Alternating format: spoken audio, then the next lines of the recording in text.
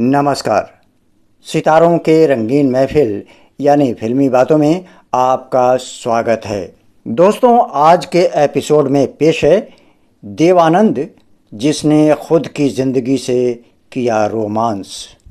आज के इस एपिसोड में देव साहब के इन्हीं बातों पर आधारित ये एपिसोड लेकर के मैं हाजिर हुआ हूँ। मैं हूँ राजेश्वर मधुकर और इसी के साथ हम चलते हैं कार्यक्रम के अगले पायदान की ओर। लेकिन उसके पहले दोस्तों, आपसे एक निवेदन। अगर आज तक आप लोगों ने हमारा ये चैनल सब्सक्राइब नहीं किया है तो सब्सक्राइब कीजिए, लाइक कीजिए, कमेंट कीजिए और बेल आइकन भी दबा दीजिए ताकि हमारा कार्यक्रम आपको नियमित रूप से मिलता रहे। तो चलिए शुरू करते हैं आज का ये कार्यक्रम। दोस्तों, देव साहब ने एक बार कहा था कि मैं सिनेमा के लिए ताउम्र जवान ही रहूँगा, और देव साहब ने इसे साबित करके भी दिखा दिया। इसलिए उनके प्रशंसक उन्हें एवरग्रीन एक्टर के नाम से जानते, पहचानते और पुकारते हैं।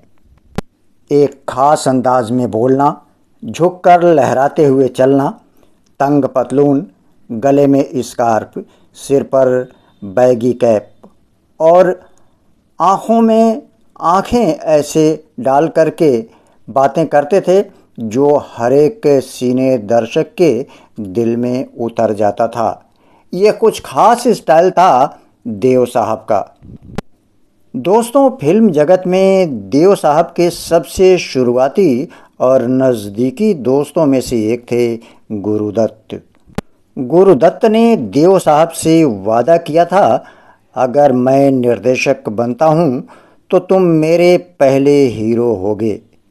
देवानंद ने भी उतनी ही शिद्दत के साथ जवाब दिया था कि अगर मैं कोई फिल्म प्रोड्यूस करूँगा तो उसके डायरेक्टर आप ही होंगे।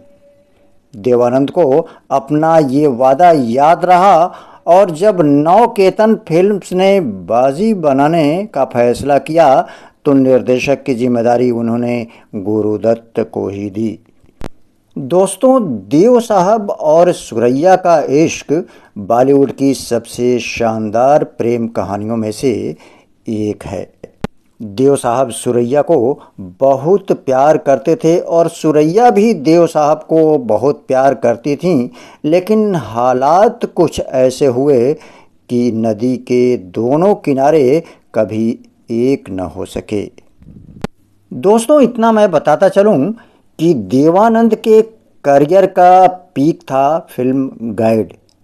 R.K. नारायण के उपन्यास पर बनाई गई इस फिल्म को पूरी दुनिया में क्रिटिकल एक्लेम मिला और उसे ऑस्कर पुरस्कार के लिए भारत की तरफ से भेजा गया। दोस्तों, वहीदा रहमान ने अपनी पहली फिल्म CID में देवानंद के साथ काम किया था। दोनों ने कुल 7 फिल्मों में काम किया। वहीदा रहमान ने एक इंटरव्यू में कहा था कि उन्होंने मुझसे कहा, वहीदा तुम मुझे सिर्फ देव कहोगी। मैंने कहा, ऐसे कैसे हो सकता है, आप मुझसे बड़े हैं, इतने सीनियर हैं, इतने बड़े स्टार हैं। उन्होंने कहा, मैं अपनी लीडिंग लेडीज़ के साथ काम नहीं कर सकता अगर वो मुझे साहब, मिस्टर आनंद कह करके पुकारे। लेकिन मेरी आदत थी कि जब भी मैं सेट पर जाती थी उन्हें गुड मॉर्निंग मिस्टर आनंद ही कहती थी और वो इधर उधर देखते थे और पूछते थे मुस्कुराकर कि ये कौन है। ये कुछ खास अंदाज था देव साहब का। देव साहब अपनी ज़िंदगी अपने ढंग से जीते थे और मोहब्बत के साथ जीते थे, और ये एक जिंदा दिल इंसान की निशानी होती है। दोस्तों, सिर्फ वहीदा रहमान ही नहीं, सीने जगत की तमाम अभिनेत्रियां देव साहब को बहुत प्यार करती थीं। उनमें एक नाम जीनत अमान का भी है। जीनत अमान उनकी फिल्म हरे रामा हरे कृष्णा में काम की थीं और आगे चल कर के देव साहब ने स्वयं स्वीकार किया था कि इस फिल्म में उन्हें जीनत अमान से प्यार हो गया था। दोस्तों, देव साहब के भीतर की जिंदा दिली ने उन्हें कभी भूला नहीं होने दिया। दोस्तों, दिलीप कुमार, राज कपूर और देवानंद ये तीनों अपने आप में अलग अलग शख्सियत थीं। दिलीप कुमार के अभिनय में बड़ी गंभीरता थी, बड़ी गहराई थी। एक समय में एक ही फिल्म में काम करते थे।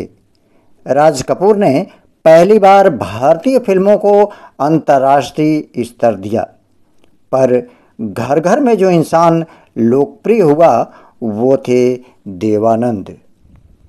तो दोस्तों, ये थी बात मशहूर अभिनेता देवानंद की, जिन्होंने खुद की जिंदगी से ही रोमांस किया। दोस्तों, इसी चैनल पर राजेश्वर इंटरटेनमेंट के द्वारा धर्मेंद्र, हेमा मालिनी, संजीव कुमार, जीनत अमान, गोविंदा, राजेंद्र कुमार, देवानंद और जितेंद्र के फिल्मी योगदान पर आधारित सीरीज मौजूद है, जिसे आप देख सकते हैं। तो दोस्तों, अब इसी के साथ आज्ञा दीजिए अपने दोस्त राजेश्वर मधुकर को। हम आएंगे जल्दी ही फिल्मी दुनिया के किसी मशहूर हस्ती के ज़िंदगी की बातें लेकर के। अपना ख्याल रखिए और देखते रहिए राजेश्वर इंटरटेनमेंट। नमस्कार।